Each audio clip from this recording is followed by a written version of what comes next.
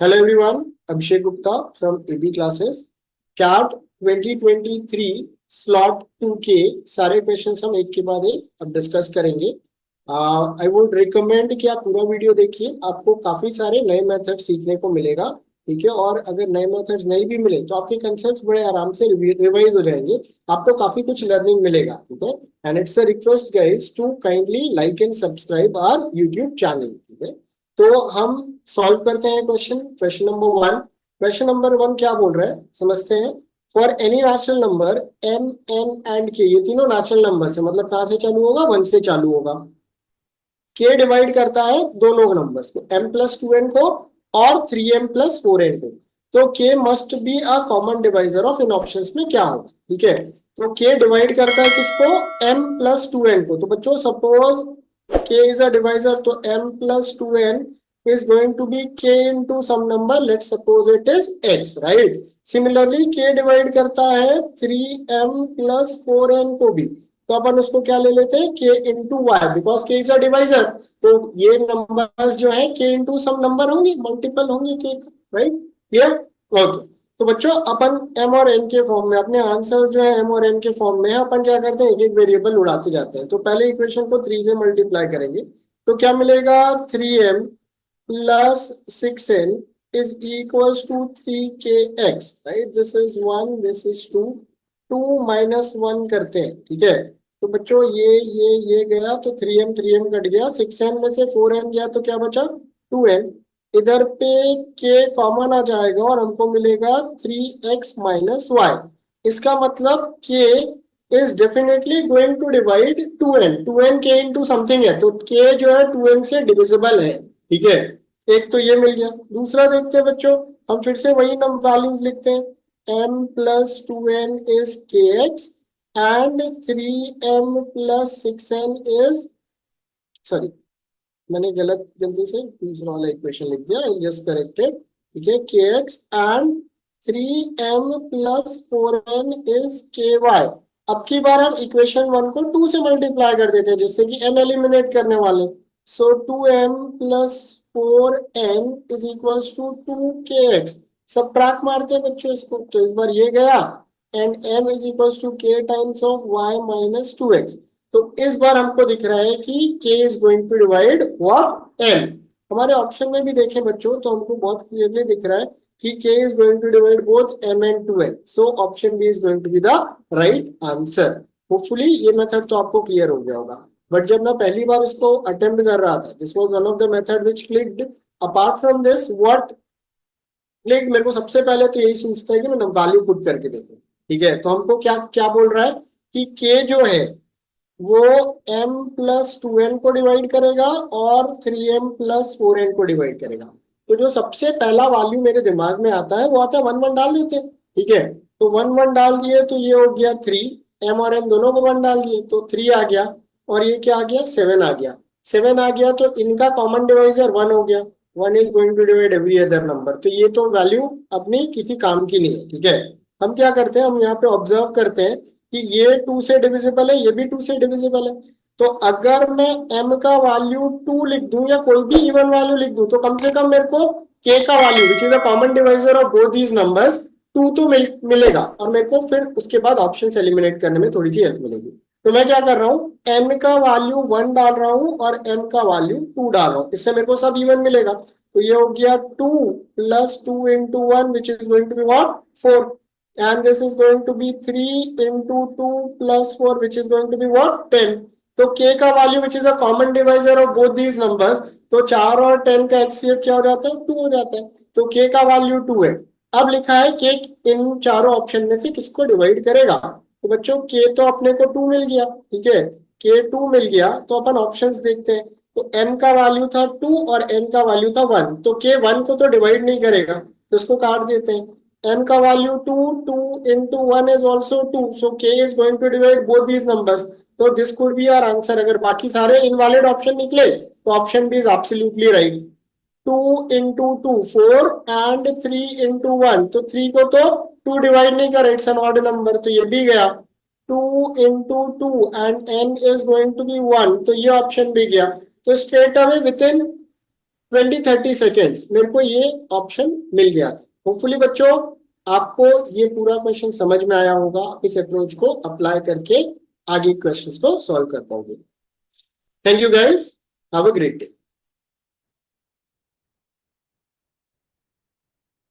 Deal करते हैं, this is an inequality का क्वेश्चन।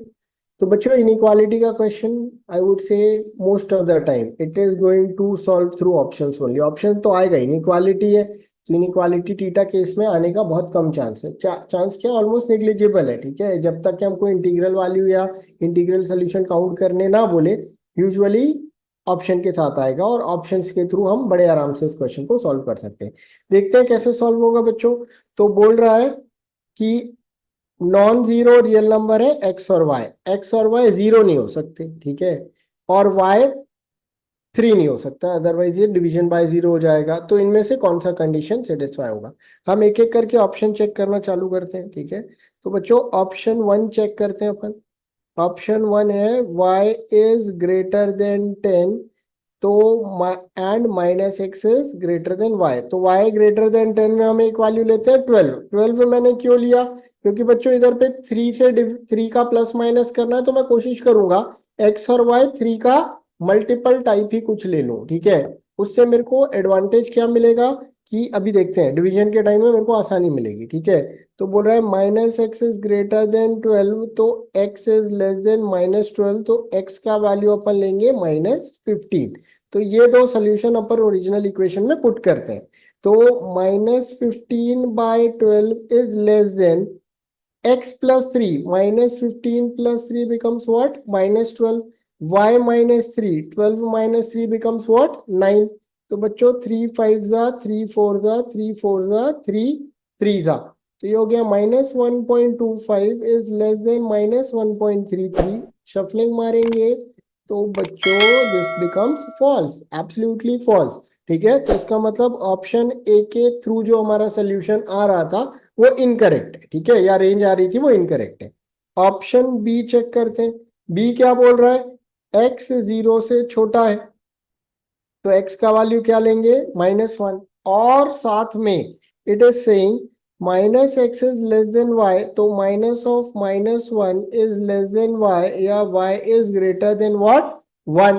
क्लियर, तो y का एक वैल्यू पुट करना है, तो y का वैल्यू क्या पुट करेंगे 2, x का वैल्यू क्या था -1, ओरिजिनल इक्वेशन में पुट करते हैं। तो -1/2 is less then x plus 3, -1 plus 3 becomes what 2, divided by 2 minus 3 becomes what -1।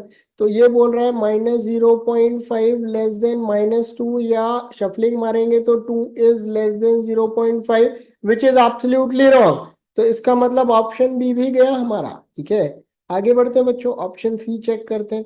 Option C क्या बोल रहा है, y लेस देन 0, तो y का वैल्यू अपन क्या लेंगे इस बार -1 लेते हैं। ठीक है, और बोल रहे हैं minus x is less than y, so minus x is less than -1, या x इज ग्रेटर देन 1, तो x का वैल्यू क्या लेते हैं अपन 2 लेते हैं। ठीक है, तो अभी x बाय y चेक करते हैं। तो बच्चों x हो गया 2 और y हो गया -1, और इधर पे अगर अपन पुट करेंगे x का वैल्यू 2 + 3, तो ये हो गया 5, और y -3, -1 -3 becomes what -4, तो ये हो गया -2 लेस देन -1.25, या 1.25 is less then 2, which is absolutely right. तो बच्चों हो गया हमारा सवाल सॉल्व। ठीक है, आपको इसके लिए मैथ्स वैथ्स जानने की कोई बहुत ज्यादा जरूरत नहीं है, बहुत बेसिक मैथ्स भी आता है, तो आप ऐसे क्वेश्चन को सॉल्व कर सकते हैं। तो बच्चों देखने से तो ये बड़ा डिफिकल्ट क्वेश्चन लग रहा है, बट हम थोड़ा सा लॉजिक यूज कर लें तो बड़ा आसान क्वेश्चन है। क्या बोल रहे हैं समझते हैं। Sum of all possible values of x solve करना है, एक्स के लिए जो भी सोल्यूशन आएगा उन वैल्यूज को एड अप करना है। और ये बहुत भयंकर घटिया टाइप पे इक्वेशन दिया हुआ है। इसको मैंने जिधर भी देखा सोल्यूशन क्या कर रहा है कि इसको परफेक्ट स्क्वायर बना के सॉल्व कर रहा है, बट बच्चों वो परफेक्ट स्क्वायर बनाना मेरे दिमाग में तो आएगा ही नहीं। ठीक है, पहली बात ऐसा इक्वेशन देख के कि ये परफेक्ट स्क्वायर बनेगा, it is very difficult to decipher. जो मैं डिसाइफर कर पाया वो शायद आप भी डिसाइफर कर पाओ और इस क्वेश्चन को बड़े आराम से सॉल्व कर पाओ। तो मैंने इसको पहली बार में कुछ इस तरीके से सॉल्व किया था। और मेरे हिसाब से आइडियली हमको इसी तरीके से सॉल्व करना चाहिए। तो मैंने जो माइनस वाला साइड है उसको ले गया राइट साइड की तरफ, तो इसका मतलब ये दोनों वैल्यू बराबर होंगी। ठीक है, अब बच्चों देखो क्या बोलना चाह रहा हूँ मैं, बड़े इत्मीनान से समझेंगे अपन। ठीक है, सपोज यहाँ पे 2 टू द पावर 5 है और 2 टू द पावर 7 है लेफ्ट साइड में, और ये 2 टू द पावर के बराबर है सपोज। ठीक है, तो इसका मतलब ये दोनों क्लब होके इसके बराबर आने वाला है, जो कि हमारा इक्वेशन बोल रहा है। ऐसे केसेस में क्या होगा कि जो मिनिमम होगा इन दोनों में से वो कॉमन निकल के आएगा। तो ये बन जाएगा 1 और ये बन जाएगा 2 स्क्वायर, और ये 2 टू द पावर के बराबर है। ठीक है, तो बच्चों ये तो 2 का पावर है, तो इससे इक्वेट करने में कोई प्रॉब्लम नहीं है। But what is this particular value? This is N odd value. ठीक है, तो बच्चों ये एक ऑड वैल्यू है, ये 2 के पावर से कैसे इक्वेट होगा? विच इज नॉट फीजिबल या विच इज नॉट पॉसिबल। ठीक है, तो मैं क्या बोलना चाह रहा हूं कि अगर ये 2 टू द पावर के इक्वल है, इसका मतलब ये पहला टर्म और दूसरा टर्म क्या होगा? बराबर होगा। तब जाके suppose 2 to the power 6 plus 2 to the power 6 है, और अगर मैं इसमें 2 टू द पावर 6 कॉमन निकाल ले रहा हूं, तो ये बन जाएगा समथिंग लाइक दिस, और मेरा 2 टू द पावर 7 आएगा, और मेरा शायद सोल्यूशन निकाला। इसका क्या मतलब हुआ? इस केस में भी अगर मैं इसको कॉमन लू या इसको कॉमन लू, तो पूरा का पूरा बाहर निकल के 1 प्लस 1 आने वाला है, अदरवाइज 2 पावर समथिंग से मैप नहीं हो पाएगा। क्लियर? इसका मतलब क्या हुआ? 4x² should be equal to this, या 2x² is equal to x+15, या 2x² minus x minus 15 is 0, या फिर 2x² 15 × 2 30 होता है, तो -6x plus 5x minus 15 is equals to 0। 2x common लेंगे, x माइनस 3 प्लस 5 कॉमन लेंगे, x minus 3। So one of the solution for, yeah, one of the value of x turns out to be 3, and the other value turns out to be what? -5/2। हमको क्या बोला है? इन दोनों को add करके बता दो कितना है। तो बच्चों 3 minus 5/2 becomes what? Minus, sorry, right, becomes what? 6 minus 5/2 or 1/2. Hence option B is going to be the right answer. बच्चों आपको होपफुली ये मेथड समझ में आया होगा। इसको परफेक्ट स्क्वायर बना के भी सॉल्व कर सकते हैं, जैसा कि बाकी लोग बता रहे हैं। ठीक है, but it is highly unlikely. मेरे को तो क्लिक नहीं किया था जब मैंने इसको पहली बार देखा था, तो मुझे जो क्लिक किया वो मैंने आपको समझाया। होपफुली आपको भी ये मेथड समझ में आया होगा, और आप इस टाइप का क्वेश्चन इस तरीके के एप्लीकेशन, इस तरीके के कंसेप्ट के थ्रू सॉल्व कर पाओगे। क्वेश्चन क्या बोल रहे हैं समझते हैं। ए है, बी है, एम है, एन है, सब कैसे हैं? नेचुरल नंबर है, और ए और बी दोनों 1 से बड़ा है। नेचुरल नंबर मतलब सभी 1 या 1 से बड़े, और लिखा हुआ है ए 1 से बड़ा है और बी भी 1 से बड़ा है। ठीक है, और एक इक्वेशन दिया है, तो हमको n माइनस एम का largest possible value find out करना है। तो इक्वेशन दिया है a to the power m and b to the power n, which is something like this. बच्चों ये तो 12 का स्क्वायर है, तो 12 का square power 145, this becomes 12 to the power 290। अब 12 को फैक्टराइज करोगे तो 4 3 12 होता है, या 2 स्क्वायर इंटू 3 होता है। तो जो a to the power m into b to the power m n मिला, वो मिल गया 2 स्क्वायर इंटू 3 पावर 1 पावर 290, या 2 to the power 580 into 3 to the power 290। तो प्राइमा फेसी हमारी टेंडेंसी क्या होगी कि भाई a पावर m को इसके इक्वेट कर दो, या सॉरी, बिकॉज n को बड़ा करना है, तो b पावर n को इससे इक्वेट कर दो, और a पावर m को इससे इक्वेट कर दो। तो करना तो यही रहेगा। ठीक है, बट बच्चों m और n का वैल्यू साथ में, n को क्या करना है? मैक्सिमाइज करना है, और m को क्या करना है? मिनिमाइज करना है। ठीक है, तो बच्चों देखो b पावर n अगर 2 पावर 580 है, तो अगर हम b को 2 लेंगे जो कि इस कंडीशन को मीट कर रहा है, तो n का मैक्सिमम वैल्यू मिल गया हमको। कितना मिल गया? 580, राइट। अब बच्चों हमको m को मिनिमाइज करना है और m जो है it is greater than equal to 1। m जो है वो 1 भी हो सकता है। तो बच्चों a पावर m किसके बराबर है? 3 टू द पावर 290, राइट। मेरे को अगर m को मिनिमाइज करना है तो मैं ये पूरा वैल्यू दे दूंगा a को, तो m कितना बन जाएगा? 1 बन जाएगा and m in itself would be minimum. तो बच्चों अपने को n माइनस m करना है और उसका वैल्यू आएगा 579 विच इज ऑप्शन नंबर 4। थोड़ा सा ट्रिकी था क्योंकि कई बच्चे इसमें क्या करेंगे, a का वैल्यू 3 अज्यूम कर लेंगे और m का वैल्यू 290 मार के एक ऑप्शन दिया हुआ है गलत करने के लिए भी हमको। तो बच्चों ध्यान रखिएगा, कंडीशन को बहुत प्रॉपरली रीड करिएगा बिफोर सॉल्विंग। अगर हम ऐसा लिख लेते तो हमको दिख रहा है कि m का मिनिमम वैल्यू 1 हो सकता है, तो हम वहां पे चीजों को मैनिपुलेट कर पाते और इस क्वेश्चन का राइट आंसर फाइंड आउट कर पाते। बच्चों लॉगरिथम का क्वेश्चन तो आता ही है, आप इतने दिन से पेपर बना रहे होगे तो आपको तो आइडिया होगा कि लॉगरिथम का क्वेश्चन कैट में पूछेगा, ठीक है। और as far as I am concerned, मैं अपने सारे स्टूडेंट्स को ये बोलता हूं कि आप लॉगरिथम तो पढ़ के जाओ, ठीक है। लॉगरिथम का बहुत इजी क्वेश्चन आता है, सिंपल फॉर्मूला यूज करते जाओ, आपका आंसर या आपका फाइनल सोल्यूशन आ जाएगा। आपको बहुत बेसिक 12-13 फॉर्मूले याद रखने, अगर आप उनको अप्लाई कर लोगे तो सवाल अपने आप बन जाएगा। आपको इन क्वेश्चन में बहुत ज्यादा दिमाग लगाने का जरूरत नहीं पड़ता है। तो चलिए सॉल्व करते हैं इस पर्टिकुलर क्वेश्चन को। तो बच्चों इसमें this particular thing log a b I can write as log b by log a। तो ये हो गया log x by log of √3। दूसरा वाला हो गया log 25 by log x log 0.008 by log x। तो ये दोनों तो कट गया। This entire thing is given as 16/3। तो बच्चों ये हो गया log x बाय log √3। बच्चों ये हो गया 5 का स्क्वायर, दिस बिकम्स 8 बाय 1000 या 1 by 125। Once again this is 16/3। अपन आगे सॉल्व करते हैं, log x by log √3, this becomes बच्चों 2 log 5 and this entire thing 1 by 125 को मैं 5 का पावर -3 लिख सकता हूँ, ठीक है। तो ये हो गया log of 5 to the power -3 is equal to 16/3। Let's move ahead guys.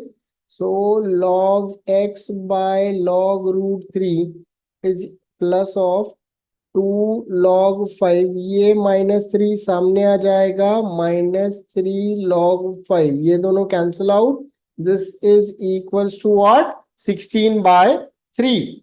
तो बच्चों अब कुछ कुछ अपने से सॉल्यूशन में क्लैरिटी आ रही है। This is log x by log √3, ये वाला राइट साइड ले जाते हैं, 16/3 प्लस ऑफ 2/3, ये माइनस राइट साइड जाके पॉजिटिव हो गया। तो 16 and 2 is 18/3 and this entire thing becomes what? 6। तो इसका मतलब log x is 6 log √3 या फिर log √3 का पावर 6 या log 3 का क्यूब या फिर log x is equals to log 27 या x का वैल्यू कंपेयर करने पे कितना आया? 27। तो बच्चों अब इस पोजीशन पे आने पे ऑलमोस्ट क्वेश्चन सॉल्व हो गया, ठीक है। x का वैल्यू मिल गया, हमको निकालने बोल रहा है log of base 3x square. तो बच्चों x का वैल्यू अभी अपने को पता चला 27 या फिर 3 का क्यूब है। तो this entire thing becomes 3 into 3 to the power 6 या log 3 to the power 7, ये 7 सामने आ जाएगा and this becomes this and log a base a1 होता है, तो हमारा आंसर कितना आ गया? 7 आ गया। तो अगर मतलब these questions are very mechanical बच्चों, ठीक है। मैकेनिकल मतलब दिमाग नहीं लगाना पड़ता, ठीक है।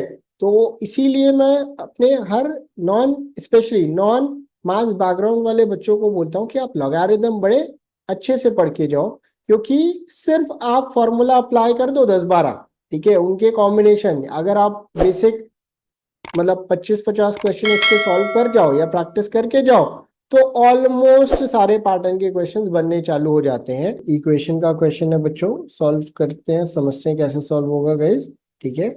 तो लिखा है कि लार्जेस्ट इंटीजर है such that this has no real root. तो के अपने आप में सबसे ज्यादा बड़ा इंटीजर है, ठीक है। तो पहले तो समझते हैं के का वैल्यू आए कैसे आएगा। नो रियल रूट्स मतलब रूट्स कैसे हैं, imaginary. For imaginary roots, b square minus 4ac is what?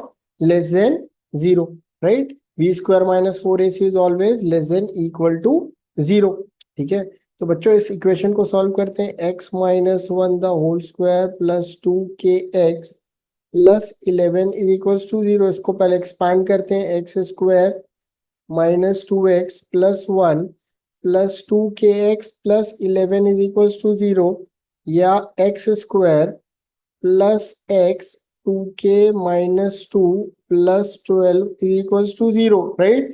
तो इसका कंपैरिजन करेंगे तो a का वैल्यू 1 है, b का वैल्यू 2k माइनस 2 है और c का वैल्यू 12 है। पुट करते हैं बच्चों, b स्क्वायर मतलब 2k minus 2 the whole square minus 4 times of 1 into 12 is less than 0।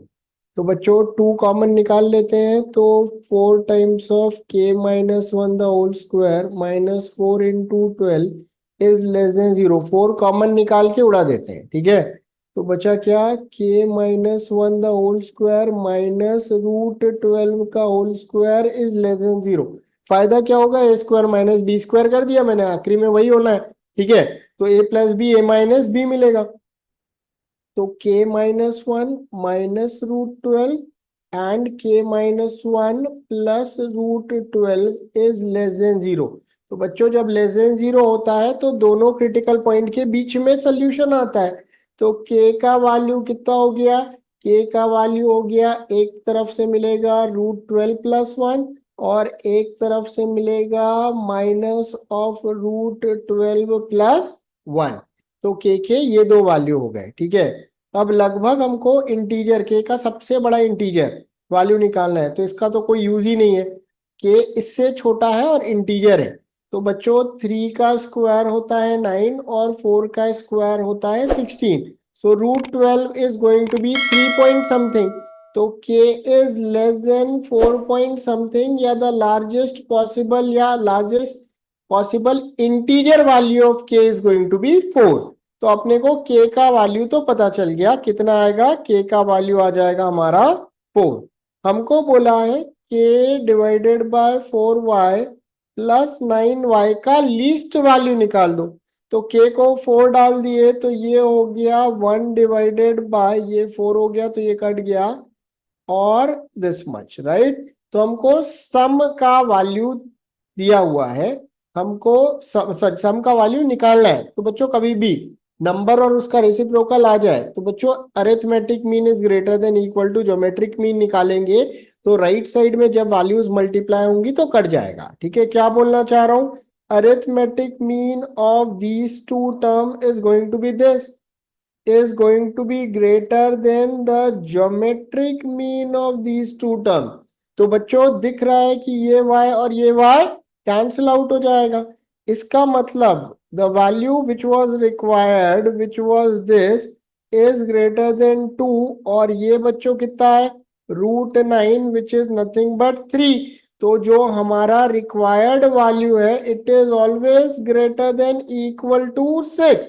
तो हमसे क्या पूछा है, लीस्ट पॉसिबल निकाल दो, 6 से बड़ा है या बराबर है। तो लीस्ट पॉसिबल कितना हो गया बच्चों 6। Hence your answer, hence you have arrived at the answer. Clear बच्चों, usually arithmetic mean is greater than geometric mean का बहुत ही ज्यादा फ्रीक्वेंटली क्वेश्चन पूछता है। आपको 2-3 मेथड मैक्सिमम मिनिमा के दिमाग में रखने हैं, ठीक है।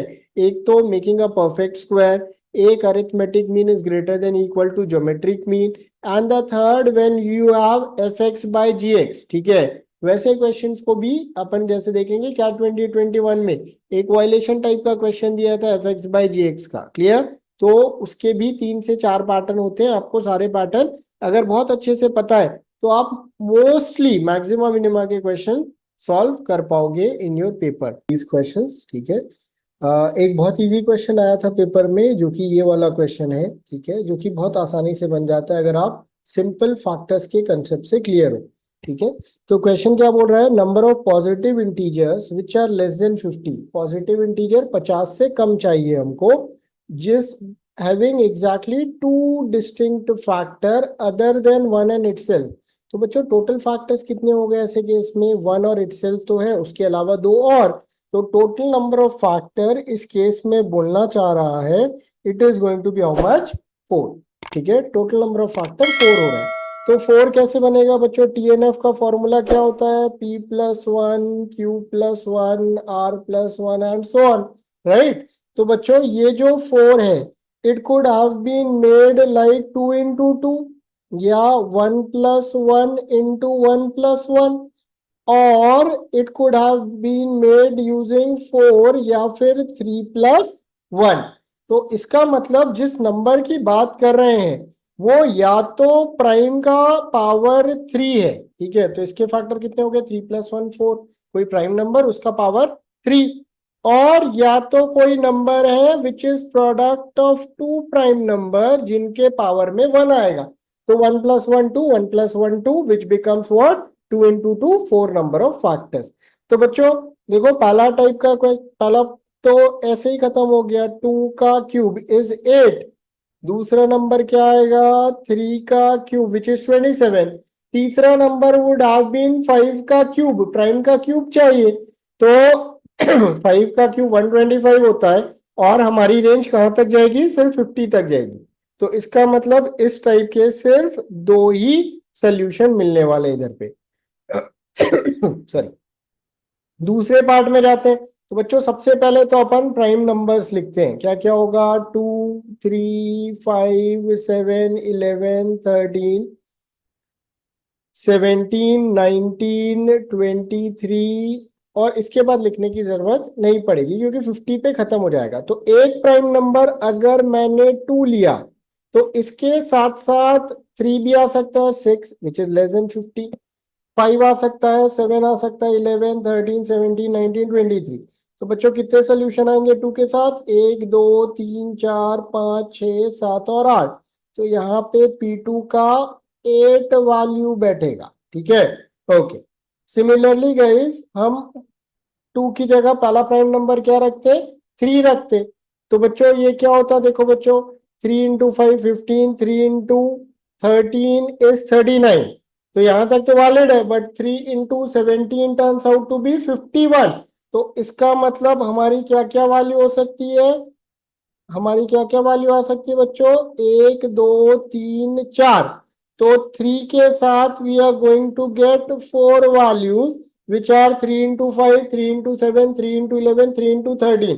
हम अगर इसके बाद 17 ले लें तो 17 3 जा 51 हो जाएगा और हमारा नंबर एक्सीड कर जाएगा।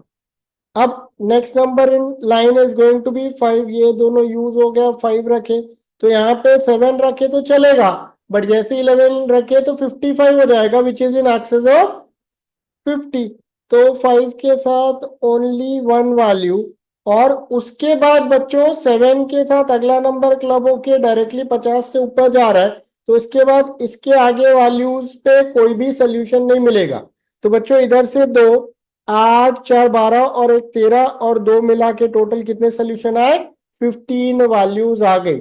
तो बच्चों one of the easiest question in this paper जो कि आपसे बड़े आराम से बन जाना चाहिए था अगर आपको बेसिक फैक्टराइजेशन का कंसेप्ट आता है, होपफुली, जो कि बच्चों रिलेटिवली इजी क्वेश्चन ही है। ठीक है, ऐसा क्वेश्चन बहुत टाइम स्पीड डिस्टेंस में इतना आसान क्वेश्चन बहुत रेयरली ही देता है। ठीक है, तो सिंपल हमको अगर रिलेटिव स्पीड के कंसेप्ट पता है तो बच्चों हमसे ये सवाल सॉल्व हो जाएगा।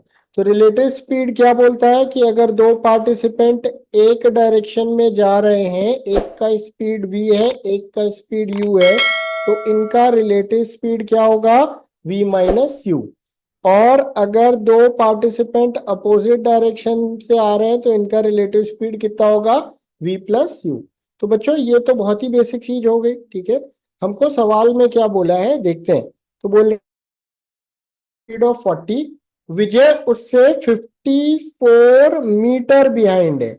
54 मीटर पे विजय है और रवि इधर जा रहा है विथ स्पीड ऑफ, बच्चों यूनिट बड़ी इंपॉर्टेंट होती है ऐसे क्वेश्चन में, क्योंकि कैट के पेपर में कई बार वो यूनिट में ही फंसाता है अपने को, ठीक है। वो क्या करता है, पूरा क्वेश्चन किलोमीटर पर आवर में दे देता है और आंसर मीटर में पूछ लेता है, और इसका उल्टा भी, पूरा क्वेश्चन मीटर पर सेकंड में दे दिया और क्वेश्चन पूछ लिया किलोमीटर पर आवर में। एंड ऑप्शन भी इसी टाइप से सेट कर दिया कि हमने गलत भी सॉल्व किया तो हमारा आंसर मैच कर जाएगा। तो बच्चों बहुत सिली मिस्टेक हो जाती है हमसे और हम बहुत क्रूशियल मार्क्स को लूज कर जाते हैं, जो कि हमको गेन करना चाहिए रहता है क्वेश्चन पेपर में, ठीक है। ओके, तो क्या बोल रहा है, Ashok is driving along the same road from opposite direction. Ashok जो है वो सेम रोड में है बट 225 मीटर अवे है और अपोजिट आ रहा है, ठीक है, with a speed of what, 50 kilometre per hour. अब पूछा है speed in kilometre per hour at which Vijay should drive, so all the three crosses each other at the same point. Suppose इस point पे तीनों एक दूसरे को cross करते हैं, तो बच्चों रवि इधर से इधर जाएगा और अशोक इधर से इधर आएगा, राइट, ठीक है। तो जितनी देर में ये इधर जाएगा, बोल रहा है विजय भी इतनी देर में इधर आ जाए, राइट। सभी को एक चीज तो समझ में आ गई होगी, ठीक है। तो या तो हम रिलेटिव यूज कर ले, रिलेटिव से बहुत आसानी से बन जाएगा, और या तो हम इंडिविजुअल ब्रेक करके डिस्टेंस वगैरह निकाल के सॉल्व कर दे। I am going to use relative. Let the speed of Vijay be v, ठीक है। तो दोनों सेम डायरेक्शन में जा रहे हैं, तो विजय और रवि का रिलेटिव स्पीड हो जाएगा v माइनस 40। बच्चों इनके बीच का time taken for meeting is always relative distance by relative speed. तो बच्चों विजय और रवि मीट कर रहे हैं जब ये लोग रिलेटिव डिस्टेंस 54/1000, मैंने क्या किया, किलोमीटर में कन्वर्ट कर दिया, क्योंकि फाइनल आंसर हमसे किलोमीटर पर आवर में डिमांड कर रहा है, और डिनोमिनेटर में रिलेटिव स्पीड आएगी v माइनस 40, और सेम इतने ही टाइम में अनिल, अनिल ही है ना, Ashok, sorry, Ashok and Ravi are going to meet, ठीक है। तो ये दोनों रिलेटिव कितना ट्रेवल करेंगे बच्चों, 225 डिवाइडेड बाय 1000, फिर से किलोमीटर में कन्वर्ट किया। अब इन दोनों का तो स्पीड दिया हुआ है और अपोजिट भाग रहा है, तो it is going to be 40 plus 50। तो बच्चों सिंपल एक लाइन में 30 सेकेंड में ये इक्वेशन बन जाता, ठीक है। तो बच्चों ये और ये कट गया, v minus 40 is equals to 54 into 90 divided by 225, 9 टेंजा एंड 9 टूजा एंड 5 25 इंटू 9 इज 225, राइट। तो ये हो गया 5 2 5 5, सो ये हो गया 108/5 या 21.6। तो v माइनस 40 इज 21.6 या v इज इक्वल टू 61.6। तो जो speed at which Vijay should drive should be 61.6 kilometre per hour, जिससे कि तीनों साथ में मिलेंगे, ठीक है। तो बच्चों होपफुली आपको ये क्वेश्चन समझ में आया होगा। फ्यू ऑफ दी क्वेश्चंस जो कि बड़े इजी, बहुत ही इजी थे इस पेपर में, ठीक है, जो कि अपने से 30-40 सेकेंड्स के अंदर क्रैक हो सकते थे। बच्चों usually time and work pipes and system का क्वेश्चन बहुत इजी आता है, but this one is a very heavy one, ठीक है। आंसर लाना तो बहुत आसान है, बट सॉल्व करना इज अ ट्रिकी थिंग, ठीक है। समस्या क्या बोल रहा है, दो पाइप है ए और सी, ये फिल पाइप है, तीसरा पाइप है बी जो कि एक ड्रेन पाइप है। B empties a full tank in 1 hour less than the time taken by pipe A। तो अगर ए जो है वो टी आवर्स में फिल करता है तो b is going to fill it in t-1। अभी तक कोई भी नंबर नहीं है बच्चों, ठीक है। नंबर्स होते हैं तो एलसीएम मेथड वर्क करता है, यहाँ पे नंबर्स नहीं है, रेसिप्रोकल पे ही जाना पड़ेगा। When pipe A, B, C are turned on together, the tank is filled in 2 hours। तो बच्चों सपोज सी पाइप जो है वो सी आवर्स में फिल करता है, ठीक है। तो इसका मतलब 2 आवर्स तक ए काम करेगा, 2/t इसका फिलिंग हो गया। 2 आवर्स तक सी काम करेगा, 2/c इसका फिलिंग हो गया। माइनस 2 आवर्स तक, सर 2 आवर्स तक बी भी काम करेगा, 2/t-1। इनका पर आवर का वर्क अपन 2 आवर्स से मल्टीप्लाई करिए तो this is their total work which is in fact the complete tank getting filled. तो ये 1 के बराबर हो गया, ठीक है। इसकी जगह क्या लिखा हुआ है कि अगर बी और सी को साथ में चालू कर दिए और b is turn off after 1 hour, तो बी 1 घंटे काम किया, तो बी 1 घंटा मतलब 1/t-1, this is work done by b, right. And c takes 1 hour 15 minutes extra. तो सी ने टोटल काम किया 2 hours 15 minutes। इसको अगर अपन कन्वर्ट करें तो 2.25, या फिर मैं 9/4 लिख देता हूं। तो सी ने 9/4 काम किया और इसमें भी पूरा टैंक फिल हो गया, राइट। तो बच्चों अपने को टी निकालना है और लिखा हुआ है T is less than 5 hours, ठीक है। तो इस इक्वेशन में 9/4 है, अगर हम पहले वाले इक्वेशन में 9/8 मल्टीप्लाई कर दें, ठीक है, तो ये इक्वेशन सॉल्व होने लगेगा, वेरिएबल सी एलिमिनेट हो जाएगा। तो पहला वाला इक्वेशन क्या हो जाएगा, 9/4t plus 9/4c minus 9/4 times of t-1 is equals to 9/8। और दूसरा इक्वेशन तो अपन वैसे ही लिख देंगे, 9/4c minus 1/t-1 is equals to 1। We are going to subtract these two equations. तो ये माइनस, ये प्लस, ये माइनस, तो बच्चों ये तो गया। This is what, 9/4t। ये माइनस है, ये प्लस है, और 1/4 है, so this is going to result in -5/4 times of t-1। 9/8 - 1 is going to be 1/8, clear. तो बच्चों 8, अब अपन क्या करते हैं, 4 कॉमन लेके इसको 2 बना देते हैं, ठीक है। तो बच्चों ये हो गया 9 टाइम्स ऑफ, एलसीएम ले लेते हैं, t into t-1, 9t-9 minus 5t is equals to 1/2, और 4t-9 into 2 is equals to t into t-1, right. अभी इसी को सॉल्व करते हैं, तो ये हो गया 80-18 is equals to t² - t, या फिर t² - 90 plus 18 is equal to 0। 6 और 3 पे स्प्लिट होगा ये, so t² - 60 - 3t plus 18 is equal to 0। t-6 - 3 t-6 is equal to 0, t is equal to 3 और t is equal to 6, but it is given that t is less than 5। यही condition इसलिए ही दिया हुआ है कि हमको एक t का वैल्यू अज्यूम करना है। तो इसका मतलब ये नहीं हो सकता, तो t का वैल्यू कितना हो गया, 3 हो गया। तो बच्चों इसके बाद सवाल सॉल्व हो जाएगा, t का वैल्यू 3 हो गया, ठीक है। तो इसका मतलब अगर हम बात करें तो हम c का वैल्यू निकालेंगे इसके बाद, ठीक है।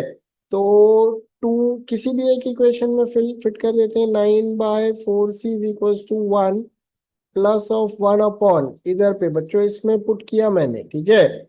तो 3 की जगह ये 2 हो गया, सो 9/4c 3 - 1 इज 2, राइट। सो 3/2, और ये 2 हो गया और ये 3 हो गया, और c का वैल्यू कितना आ गया, 3/2 आवर्स।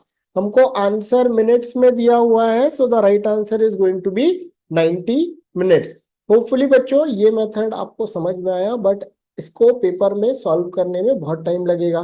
पहली बात, गलती होने का भी बहुत चांस है, राइट। तो अपन इसको किस दूसरे तरीके से समझ सकते हैं, दूसरे क्या तरीका हो सकता है समझने का। तो बच्चों हम सिर्फ यहाँ पे वैल्यूज अज्यूम करेंगे, हमको ऑप्शंस दिए हुए हैं, ठीक है। ऑप्शंस दिए हुए हैं which are 90, 75, 120 and 60। Let's try to analyse this problem and solve it through options, ठीक है। तो बच्चों देखो, ए टी आवर्स में और बी t-1 आवर में, मतलब ए बी का ड्रेनिंग स्पीड ए के फिलिंग स्पीड से ज्यादा है, मतलब अगर ये लोग साथ में ऑपरेट करेंगे तो नेगेटिव वर्क होगा। ठीक है, अब क्या बोल रहा है कि बच्चों इन दोनों ने तो 2 घंटे में नेगेटिव वर्क कर दिया, सी ने उसको कंपेंसेट करने के बाद भी फिल कर दिया, तो मतलब इनका नेगेटिव वर्क इनका पॉजिटिव वर्क मिला के स्टिल 2 घंटे में फिल हो जा रहा है। तो अकेला सी करेगा तो नेगेटिव वर्क तो गायब हो जाएगा, right. Negative work which is being done by a and b, जिसमें बिकॉज बी एम्प्टी कर रहा है तो बी ज्यादा एम्प्टी कर देगा ए के फिलिंग के कंपैरिजन में, तो टैंक ज्यादा स्पीड से एम्प्टी हो जाएगा, और सी उसके बाद भी 2 घंटे में फिल कर दे रहा है। इसका मतलब अगर ये दोनों साथ में नहीं चलेंगे तो इसका मतलब सी 2 घंटे के पहले ही कर देगा ये काम। तो इसका मतलब this particular thing is not our answer. I hope this is clear everyone, सभी को समझ में आया। दूसरा पॉइंट बच्चों, ठीक है, अगर दूसरा कंडीशन क्या दिया है, बी और सी साथ में 1 घंटा काम किया और उसके बाद 75 मिनट और लग गया सी को। ठीक है, तो पहली बात तो प्राइमा फेसी यही समझेंगे अपन कि सी ज्यादा काम करेगा बी से, राइट। तो इसका मतलब शुरू में वो कुछ पोर्शन भर दिया होगा, उसके बाद भी 1 घंटा 15 मिनट लग जा रहा है, मतलब पूरा टैंक नहीं फिल कर रहा है, थोड़ा सा बैलेंस टैंक फिल करने के बाद भी उसको 75 मिनट लग जा रहा है। इसका मतलब अगर वो पूरा टैंक फिल करने जाएगा तो it is going to be in excess of 75 minute. तो इसका मतलब ऑप्शन डी और बी भी कैंसल आउट हो गए और हमको हमारा आंसर मिल गया which is option number a 90। I hope आपको ये चीज समझ में आ गई होगी। ठीक है, हम सिर्फ अगर ऑप्शन ऑब्जर्व करें और ये पूरा तामझाम ना भी करे तो भी we can arrive at the answer pretty easily है। समस्या बच्चों क्या बोल रहे हैं, बहुत बहुत ही सिंपल है। सिर्फ थोड़ा सा कंफ्यूजन जो हो सकता है कि आंसर गलत हो सकता है, वो मैं आपको एरर बता दूंगा, बाकी तो बेसिकली एरर नहीं होना चाहिए इसमें। ठीक है, तो क्या बोल रहे हैं, Meenu purchase a pair of sunglass at 1000। तो मीनू ने खरीदा कितने रुपए पे, 1000 रुपए में, and he sells it to K at 20% profit. 20% profit जोड़ दिया मतलब बच्चों कितने में बेचा, 1200 रुपए में। कनु ने उसको दोबारा बेच दिया मीनू को 20% के लॉस पे। तो बच्चों 20% का लॉस मतलब 1200 पे 20% मतलब 240 का लॉस हो गया। तो इसने कितने में बेचा, 960 में बेचा। ठीक है, अब फाइनली मीनू ने इसी पेयर ऑफ ग्लास तनु को बेच दिया, और ऐसा पूरा तामझाम करने में सारे ट्रांजेक्शन में मिला के उसको 500 रुपए का प्रॉफिट हुआ। तो बच्चों इधर पे तो 200 रुपए का प्रॉफिट हुआ था, तो इधर पे इसको कितने रुपए का प्रॉफिट होगा, 300 रुपए का। और फाइनली ये तनु को, द थर्ड पर्सन, राइट, वो कितने में बेचेगा, 1260 में बेचेगा। ठीक है, तब जाके पूरे ट्रांजेक्शन में इसको 500 रुपए का प्रॉफिट होगा, राइट। तो बच्चों पूछा है percentage of profit made by Meenu when she sold the grass to Tanu. तो बच्चों 300 रुपए का प्रॉफिट हुआ है ओवर 960 इंटू 100। तो बच्चों इसको कैलकुलेट करने पे this is going to be, मैंने एक जीरो जबरदस्ती काट दिया, ठीक है। So this is gone, this is gone. 3 tens are and 3 32s are, 4 8s are, 4 25s are. So we have 250 by 8, which is 31 and 0.25. So option number 3 is the right answer. जो एक गलती हो सकती है बच्चों आपसे, वो ये है कि अपने को लगे 1260 में बेचा और 1000 पे खरीदा, बट ये 1000 पे किस केस में खरीदा था, इनिशियली खरीदा था। इसने पूछा था कि फाइनल ट्रांजैक्शन में कितना परसेंटेज प्रॉफिट मीनू को हुआ। ठीक है, तो he is talking about this particular range and the answer is going to be 31.25। आप अगर देखें तो उसने 26% का भी ट्रैप लगा के रखा है।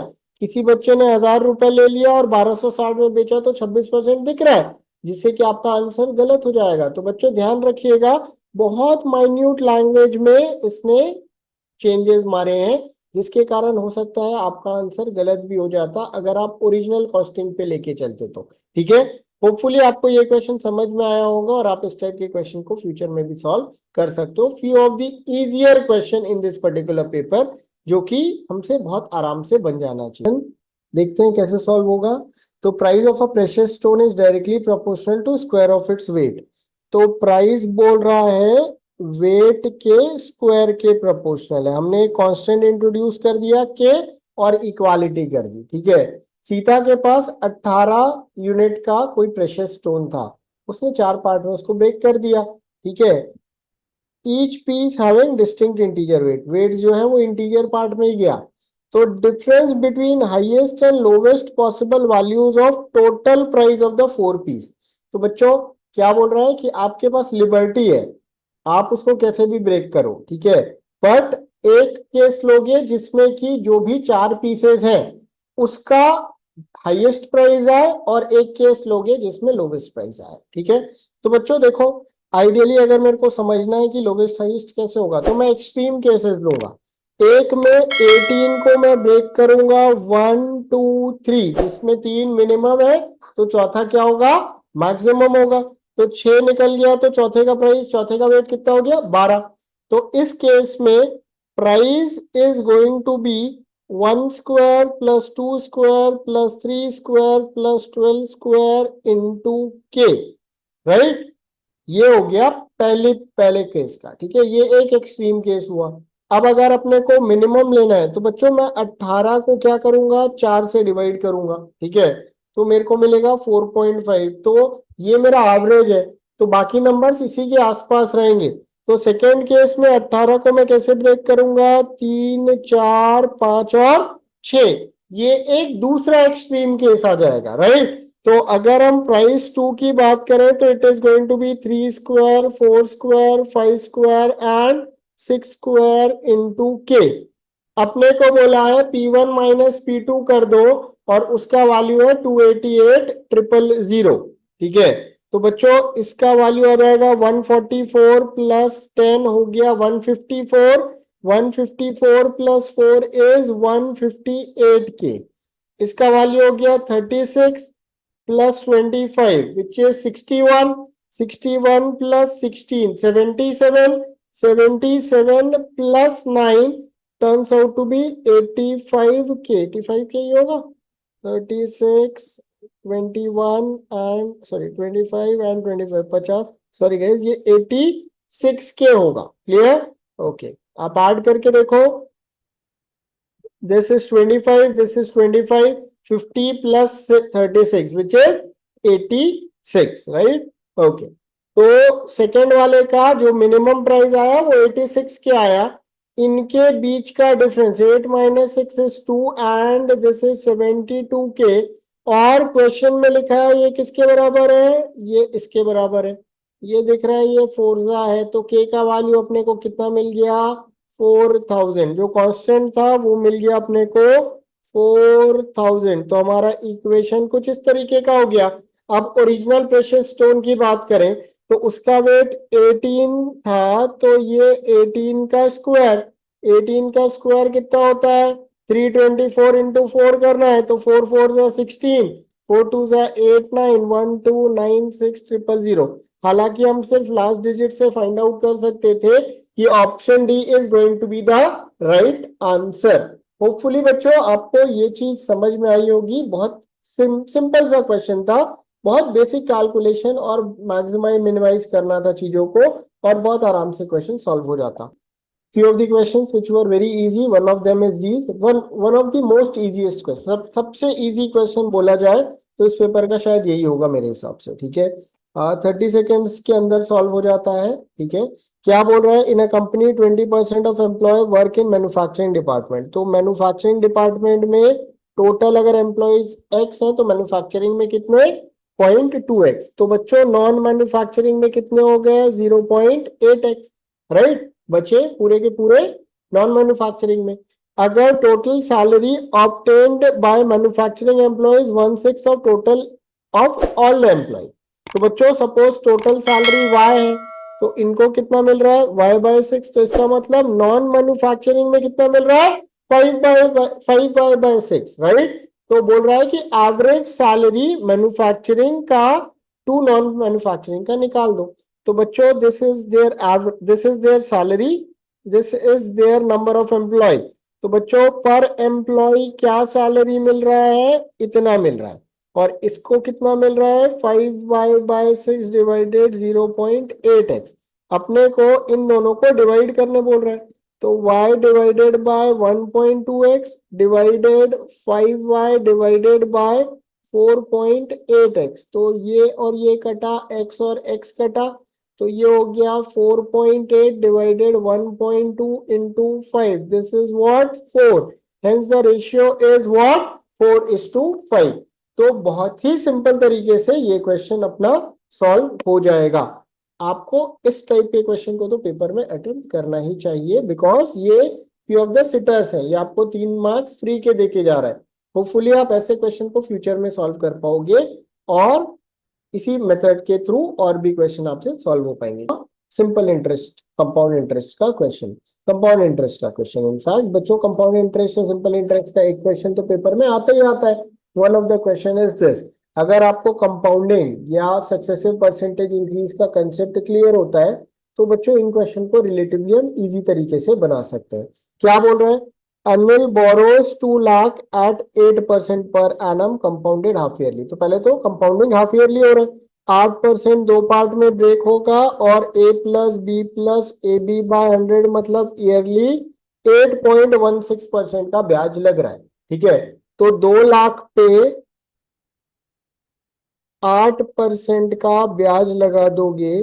सो बच्चों ये 4 जीरो ये डेसिमल को उड़ा देगा, जीरो एक लास्ट में लगेगा, 2 6 12, 3 16 1, तो 216320 एक साल के बाद का अमाउंट होगा। इसमें ब्याज कितना हुआ, 16,320 रुपए। ये क्लियर है, ठीक है। This is the interest, right. अभी बोल रहा है इसमें 10,320 रुपी पे कर दिया at the end of first year. तो बचा कितना, 20,06,000, राइट। 2,06,000 रुपए पेंडिंग है। और 3 साल के बाद इस पूरे अमाउंट को क्लोज कर दिया विथ इंटरेस्ट। तो पूछा है 3 साल में टोटल इंटरेस्ट क्या लगेगा। तो बच्चों पहले तो अपन देखते हैं कि कंबाइंड इंटरेस्ट क्या लगेगा। तो 8.16 साल भर का है, तो 2 साल का combined interest is going to be something like this. तो ये हो गया 8,816.32। बच्चों ये नंबर 64 से थोड़ा सा बड़ा है, राइट। 6561 होता है 81, तो 6561 से थोड़ा सा ज्यादा अगर अपन ले तो दिस वुड बी 66। अगर अपन अज्यूम कर ले तो अप्रोक्सीमेटली 66.66 जुड़ने वाला है। तो ये कितना हो गया, 16.98 या 16.98%, 99% के आसपास जाएगा। अपन ये सब तो लेंगे ही नहीं, अपन सीधा 17% लेके चलेंगे। क्यों, क्योंकि ऑप्शन काफी दूर पे है। तो अगर 16.98 को हम अप्रोक्सीमेटली 17% लेके भी कैलकुलेट कर देंगे तो भी आंसर में कोई डिफरेंस नहीं आने वाला। जो भी आएगा 25-50 रुपए का आएगा, वो तो हम एडजस्ट कर लेंगे। क्लियर। तो इसका मतलब 2,06,000 रुपए में 17% का और ब्याज लगेगा 2 साल में। 17% मतलब 17/100, तो ये भी गया। तो बच्चों 17 0 0, 17 6 60 एंड 42 इज 102, 10 कैरी फॉरवर्ड, फिर 0, 17 2 34 और ये आ गया 3520। तो लगभग 35,000 का ब्याज इधर से और लग गया। पहले ही कितना इंटरेस्ट लग चुका था, 16,320।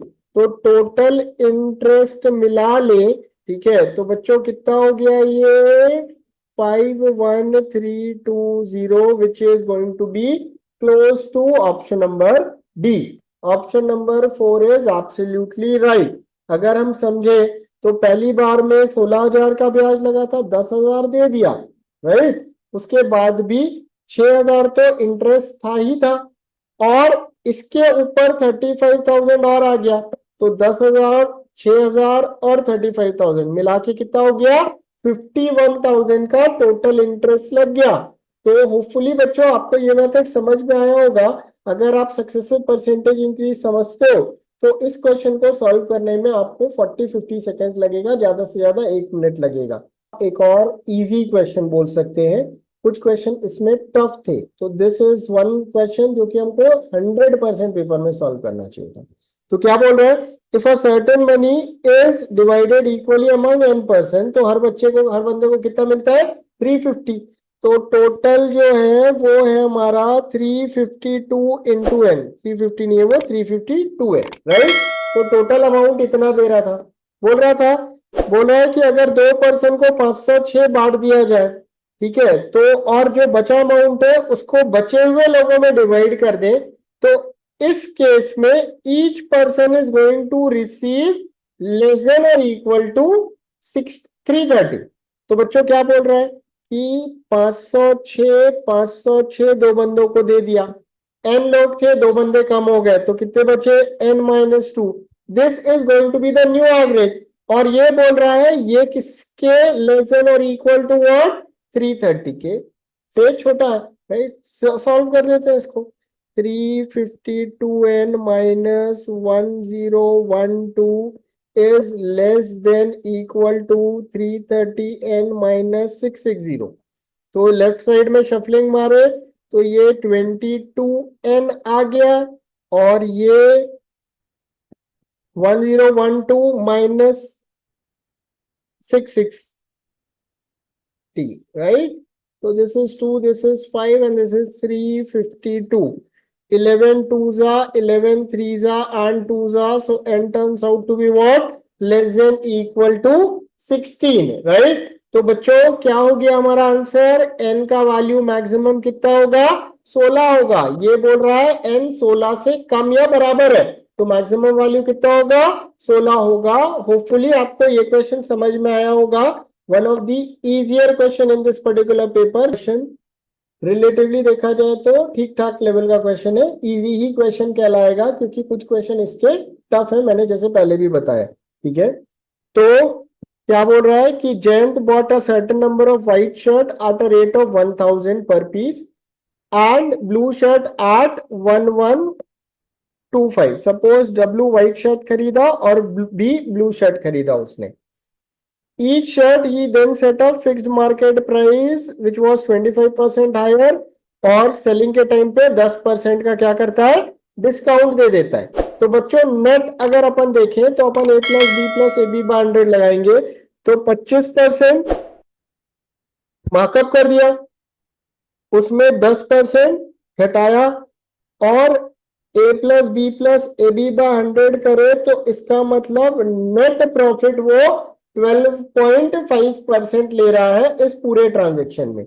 व्हाइट शर्ट जो कि 1000 रुपए का था, इसका 12.5% मतलब कितना हो गया, 125 रुपीज। और ब्लैक शर्ट जो कि 1125 का था, 12.5% फ्रैक्शन में कितना होता है, 1/8।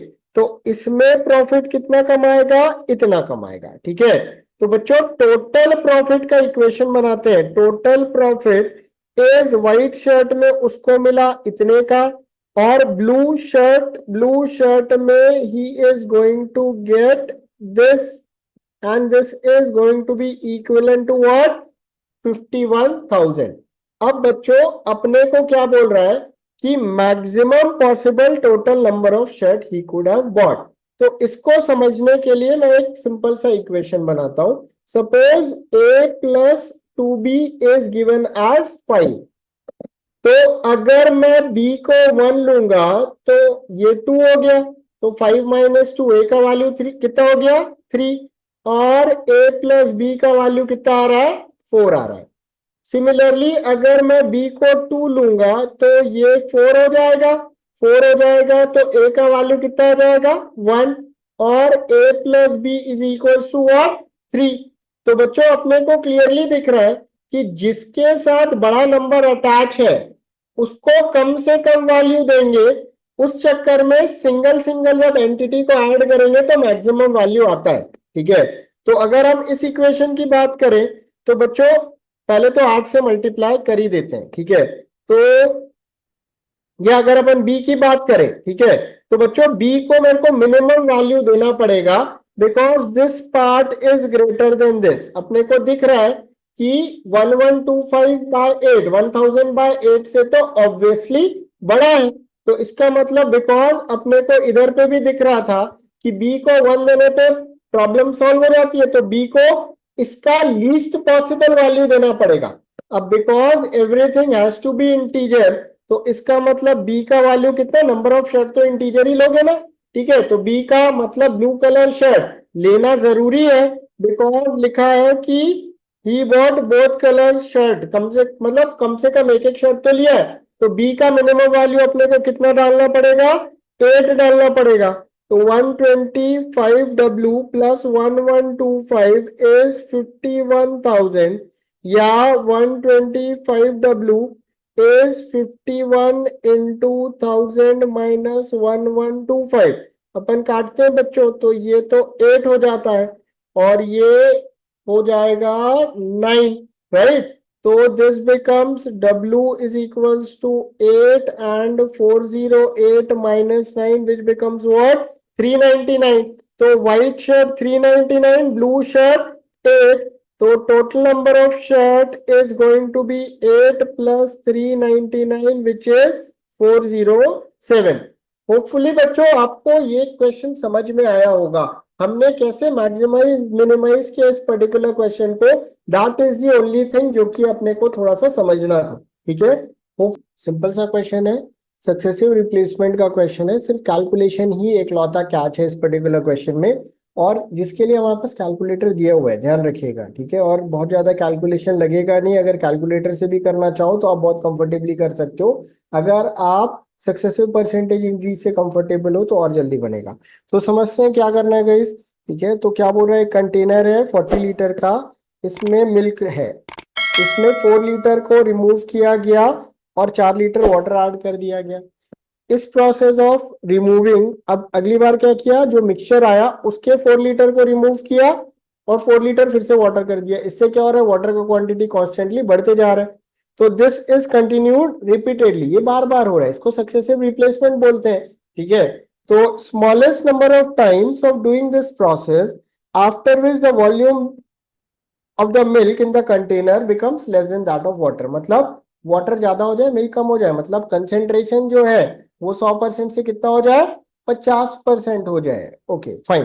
तो बच्चों क्या होता है फॉर्मूला, किसी भी कंटेनर में अगर सपोज x लीटर प्रेजेंट है और इसमें से y लीटर क्वांटिटी रिमूव करके y लीटर वापस ऐड करते हैं, तो बच्चों इस केस में milk after nth operation divided by initial quantity is given by x minus y by x to the power n, where n is number of times this process is going to take place। अब ये क्या बोलना चाह रहा है, ये बोल रहा है कि कंटेनर में आखिरी में ऐसा 2 4 5 10 बार जितनी बार किए, उसके बाद आखिरी में कितना मिल्क बचा। होपफुली आपको ये फॉर्मूला तो समझ में आ गया होगा, ऑलमोस्ट सारी बुक्स में ये फॉर्मूला दिया रहता है, ठीक है। तो बच्चों हमारे केस में क्या बोल रहा है कि x का वैल्यू तो हमारा 40 है और y का वैल्यू हमारा 4। तो बोल रहा है 40 minus 4 divided by 40 to the power n should get reduced to less than 50%, right। तो 40 minus 4 is 36, 36 by 40, तो 9/10 या फिर 0.9 to the power n should be less than 0.5, ठीक है।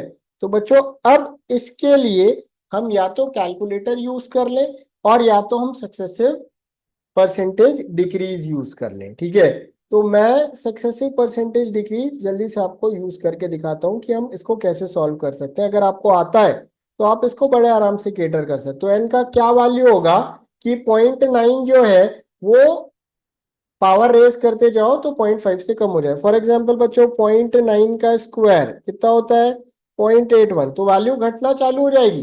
तो जितना ज्यादा वैल्यू पुट करते जाओगे एन का उतना डिक्रीज होते जाएगा, क्लियर। तो बच्चों दिस इफेक्टिवली इज 10% का डिक्रीज।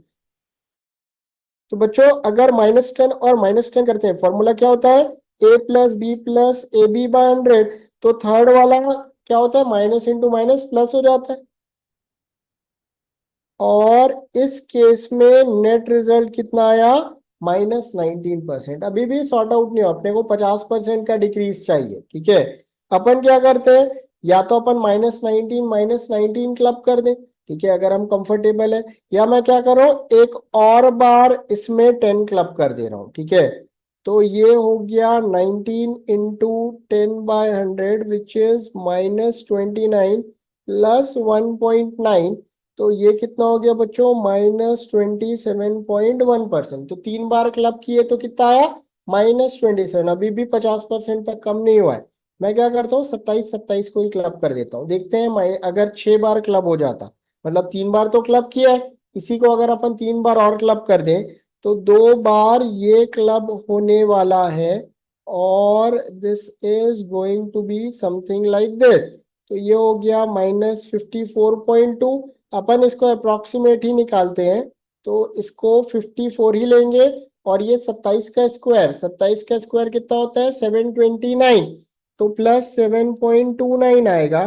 तो अप्रोक्सीमेटली अगर अपन ये वाले पार्ट को उड़ा ही देते हैं, बराबर ही है लगभग, तो -54 plus 7, still the percentage is not reduced to 50% का डिक्रीज, अभी भी 47% है। बट बच्चों जैसे ही एक बार और करोगे तो आपको क्लियरली दिख रहा है -57 plus 4.7, so this reduces to <50% वाला केस। अब की बार ये 50% से कम हो गया, तो इसका मतलब हमको कितने आइट्रेशन करने पड़े, 7 बार 10-10% का डिक्रीज देंगे, तब जाके वैल्यू जो है वो 0.5 से कम हो जाएगी।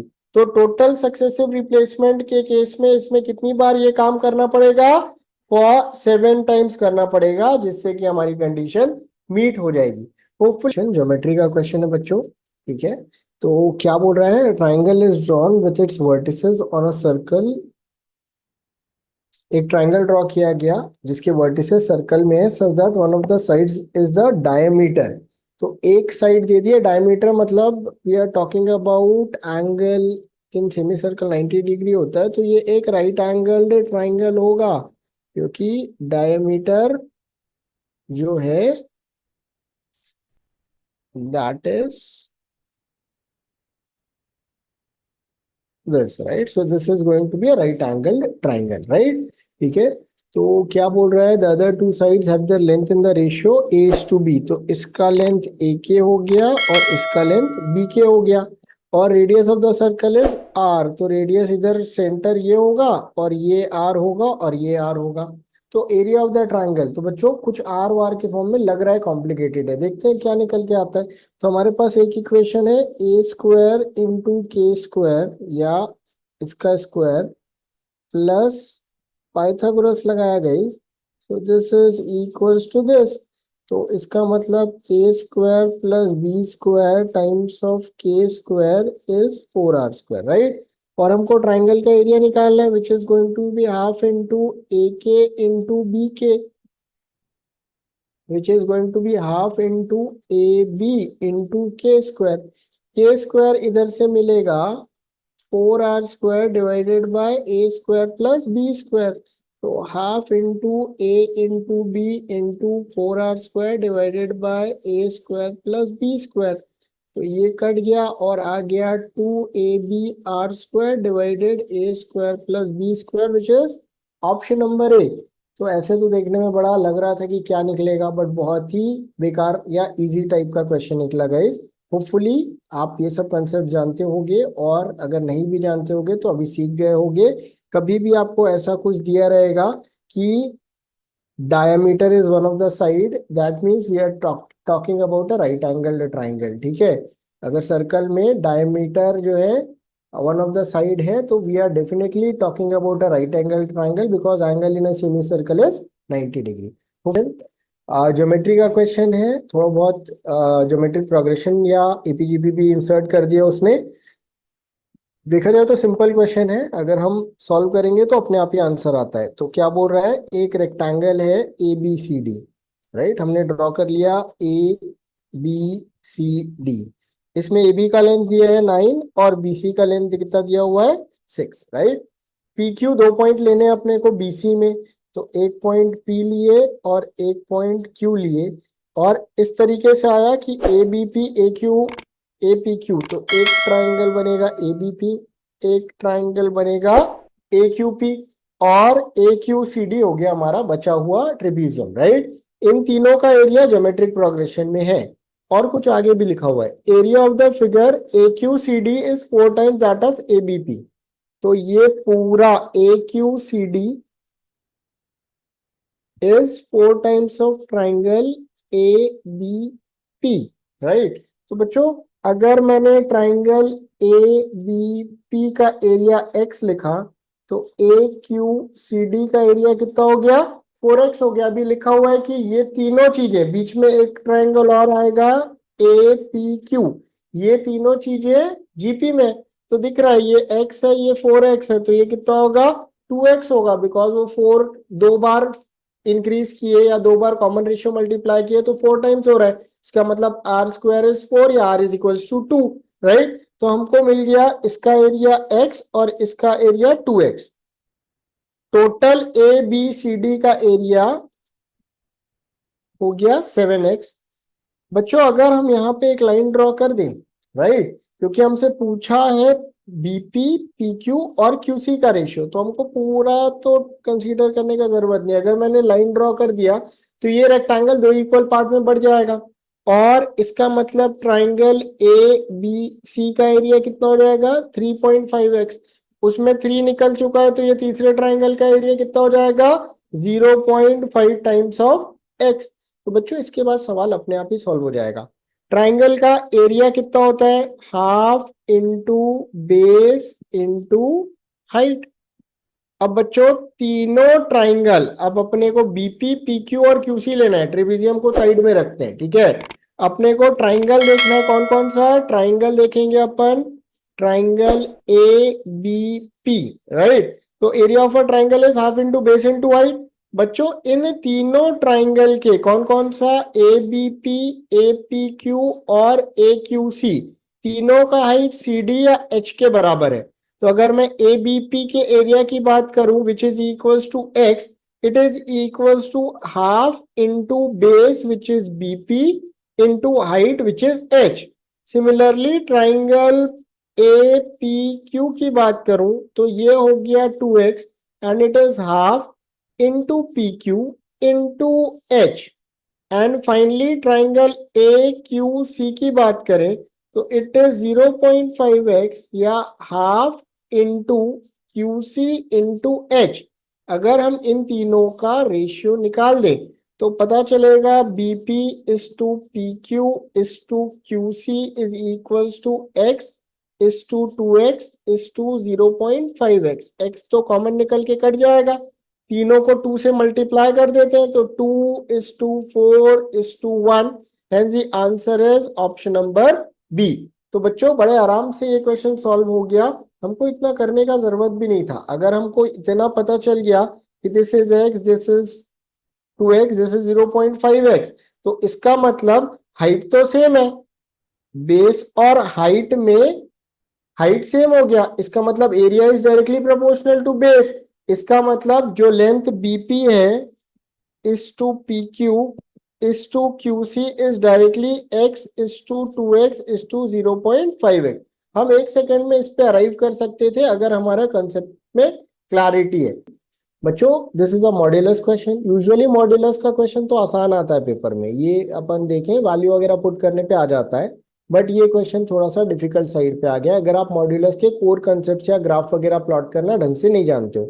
तो आइडियली अगर आप उन कंसेप्ट से कंफर्टेबल नहीं हो तो छोड़ दोगे आप उन क्वेश्चन को, बट अभी अपन इसको सीख जाएंगे और अगर इस टाइप का क्वेश्चन फ्यूचर में आ गया तो हम उसको बना पाएंगे, ठीक है। तो क्या बोल रहा है, area bounded by Y axis line X is equal to 5 और एक लाइन का कुछ इक्वेशन वगैरह, ये देखते हैं लाइन क्या निकल के आता है, बट पहले तो अपन देखते हैं क्या क्या बोल रहा है। एक तो हो गया वाई एक्सिस, थोड़ा ठीक से ड्रॉ कर लेते हैं इसको, ठीक है।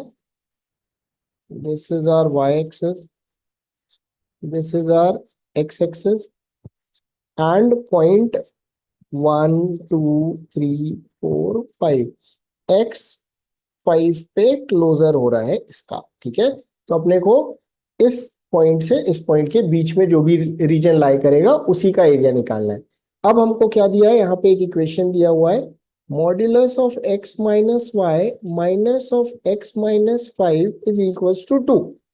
अब ये इक्वेशन तो जरा थोड़ा कॉम्प्लिकेटेड दिख रहा है, अपने अपन एक एक करके इसके पॉइंट्स को ओपन करेंगे, ठीक है। हमको पता है x 5 से बड़ा नहीं है, x is always less than equal to 5। तो इसका मतलब मॉड्यूलस x माइनस 5 अगर ओपन होगा तो माइनस साइन के साथ ओपन होगा, ठीक है।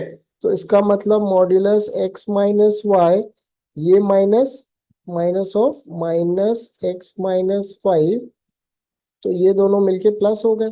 तो इसका मतलब modulus X minus Y plus X minus 5 is equals to 2, या modulus X minus Y is equals to 7 minus X. तो अब हमने थोड़ा तो रिड्यूस कर दिया इस पर्टिकुलर क्वेश्चन को, ठीक है। अब आगे बढ़ते हैं, मॉड्यूलस ओपन होगा तो एक बार प्लस होगा एक बार माइनस होगा, तो एक बार प्लस ओपन करते हैं, X minus Y is equals to 7 minus X, या फिर 2x is sorry 2x minus Y is equal to 7। इसको टू इंटरसेप्ट फॉर्म में डालते हैं, एक स्ट्रेट लाइन दिख रही है अपने को। तो ये हो गया x divided by 3.5 minus Y by 7 is equal to 1। इस लाइन को प्लॉट करते हैं, इस लाइन को हम ग्राफ में प्लॉट करते हैं अपने। तो क्या है, x एक्सिस में 3.5 ये वाला पॉइंट, और y एक्सिस में -7 कहीं यहाँ पे है, ठीक है। और ये एक स्ट्रेट लाइन है, अभी ये x5 को भी कहीं काट रही है, तो देखते हैं x5 को ये लाइन कहाँ काटेगी। इसमें हम x5 पुट करते हैं, तो 2 × 5 माइनस वाई इक्वल्स टू 7, या y इक्वल्स टू व्हाट 3। तो इस पॉइंट पे x3 है और सॉरी x5 है और y3 है, तो हमको ये पॉइंट भी मिल गया, ठीक है। अब हमने एक बार इस इक्वेशन को पॉजिटिव की ओपन किया था, तो एक बार इस इक्वेशन को नेगेटिव भी ओपन करते हैं। तो x minus Y is equal to -7 plus X, मैंने राइट साइड में साइन रिवर्स मार दिया, तो ये तो कट गया। तो हमको क्या मिला, y इज इक्वल टू 7, एक सिंपल सा लाइन मिला हमको, दो लाइन मिले हैं इस बार, ठीक है। y is equal to 7 is going to be a straight line like this, y is equal to 7, right. तो बच्चों अब हमको बाउंडेड रीजन दिखने लगा, बाउंडेड रीजन को मैं भी कलर कर देता हूं, इट्स लाइक दिस, राइट। अब थोड़ा तो आपको क्लैरिटी आ गई कि ये क्या बना, it's a trapezium, right, it's a trapezium, ठीक है। और इसी का एरिया निकालने बोल रहे हैं, इस ब्लू रीजन का, ठीक है। तो बच्चों अगर हम देखें तो ये पॉइंट 7 है, ये पॉइंट -7 है, और दो पैरेलल लाइंस हो गए, x is equal to 5 and x is equal to 0 which is y axis are parallel lines. तो इसका लेंथ कितना हो गया 14, इसका लेंथ हो गया y 7 है और y 3 है, तो इसका लेंथ कितना हो गया 4। और ये तो अपने को पहले से ही दिया हुआ है, x 5 पे जाके रुकेगा, ठीक है। तो हमको दो पैरेलल साइड्स की लेंथ मिल गई और हाइट भी मिल गया। Area of a trapezium is half into sum of parallel sides into height, right। Formula लगाते हैं, half into sum of parallel side, एक साइड 14 है एक साइड 4 है और हाइट है हमारी 5। तो 18/2 is 9 into 5, hence the area turns out to be 45। आपको होपफुली ये क्वेश्चन समझ में आ गया होगा, और अगर इस टाइप का क्वेश्चन भी आ गया और अगर आपके पास पेपर में समय बचा है तो आप शायद इसको भी अटेम्प्ट करो। आइडियली अपने को अगर हमारे पास टाइम बच जाता है तो हमको अटेम्प्ट करना चाहिए, but I am not going to recommend कि हम पहले गो में इसको कभी भी अटेम्प्ट करें। होपफुली मैक्सिमम मिनिमा करने कुछ बोल रहे हैं, देखते हैं। एक इक्वेशन दिया हुआ है और कुछ इस टाइप का इक्वेशन है, राइट। शफलिंग करते हैं बच्चों, दो दो इक्वेशंस को एक एक साथ लेके सॉल्व कर। p square plus q square minus 29 is 2pq minus 20।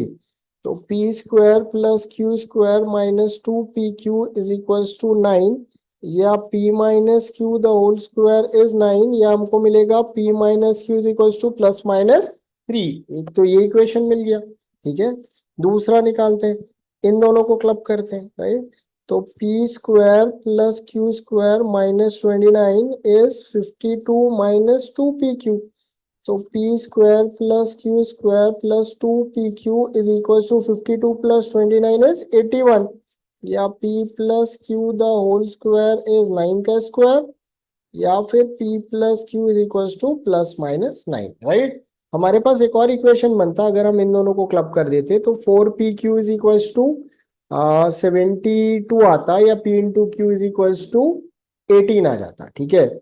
अब उस चीज का यूज करते हैं बच्चों, क्या बोल रहा है उसको भी यूज कर ही लेते हैं, हालांकि मैं उसके बगैर भी सॉल्व कर सकता हूँ, ठीक है।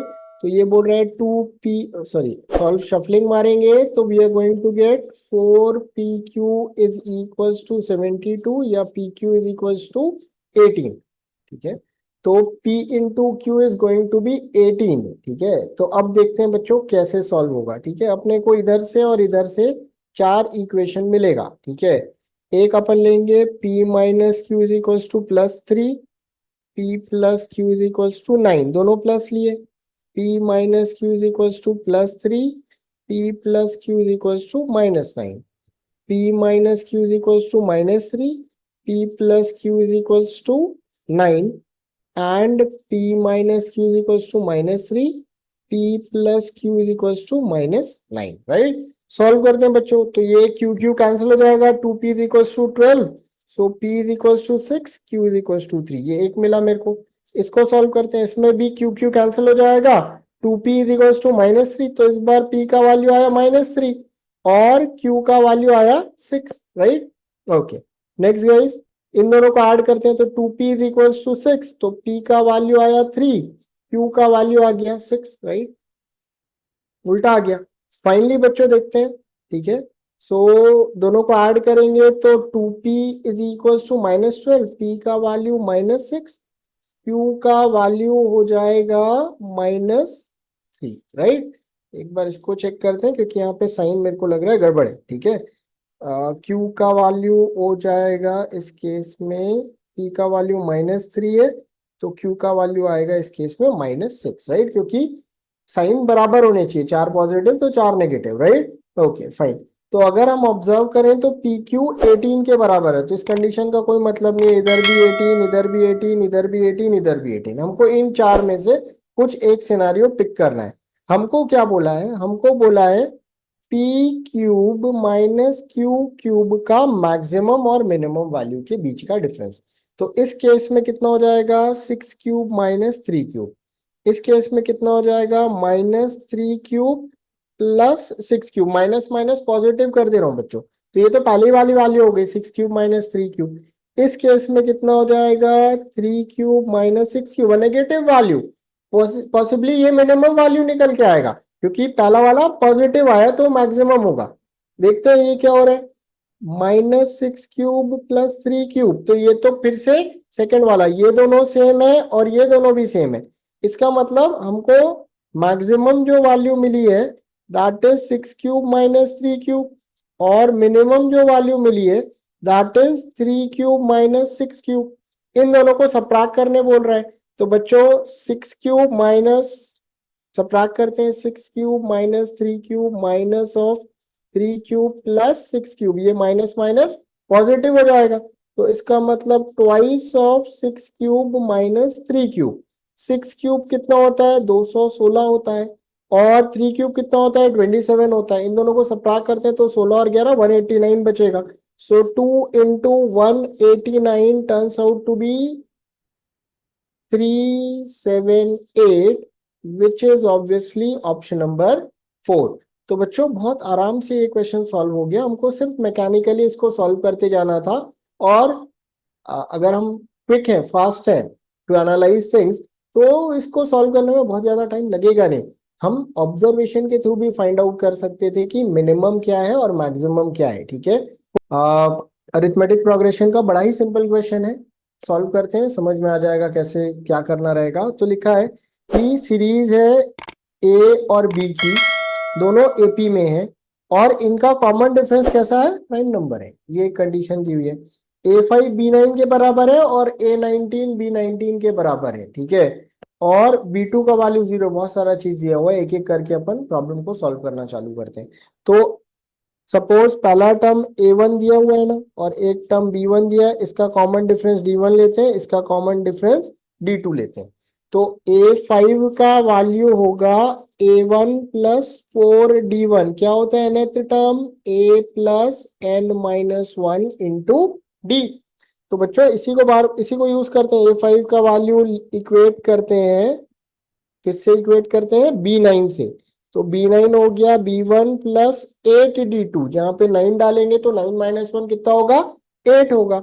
ये एक इक्वेशन आ गया, राइट। इससे हमको A1 माइनस B1 मिला 8D2 माइनस 4D1। दूसरा इक्वेशन क्या दिया हुआ है, A19 और B19 बराबर है, तो A1 प्लस 19 में क्या हो जाएगा, 18D1 is equal to B1 plus 18D2, या A1 minus B1 is 18D2 minus 18D1, ये दोनों तो बराबर है, बराबर कर देते हैं। 8D2 minus 4D1 is equals to 18D2 minus 18D1। Shuffling मारते हैं बच्चों, तो ये हो जाएगा 14D1 is equals to 10D2, या D1 by D2 is equals to 10 by 14 या 5 by 7, because we need to assume the common differences prime numbers। तो इसका मतलब हम यहां से डिसाइफर कर सकते हैं कि D1 5 होगा और D2 कितना होगा, 7 होगा। इतना कर लिए तो प्रॉब्लम ऑलमोस्ट सॉल्व ही हो गया है, ठीक है। तो बच्चों B2 का वैल्यू और एक कंडीशन दे दी है, B2 का वैल्यू कितना दिया हुआ है, 0। तो B2 क्या होगा, B2 होता B1 plus D1 is sorry D B1 plus D2 and this is given as 0, ठीक है। तो बच्चों इधर से अपने को D2 का वैल्यू पता है 7, तो इसका मतलब B1 का वैल्यू कितना आ गया, -7, ठीक है। ओके फाइन, यहां तक क्लियर है। अब बच्चों इस इक्वेशन में अपन पुट करते हैं, ठीक है। A1 माइनस B1 की जगह क्या डाला मैंने, -7 डाला, is equal to 8 times of D2, तो 8 into 7 minus 4 times of D1 which is 4 into 5, तो 56 माइनस 20, 56 माइनस 20 हो गया 36। तो अपने को A1 का वैल्यू, ये माइनस माइनस प्लस हो गया, राइट साइड में जाके ये हो जाएगा 29।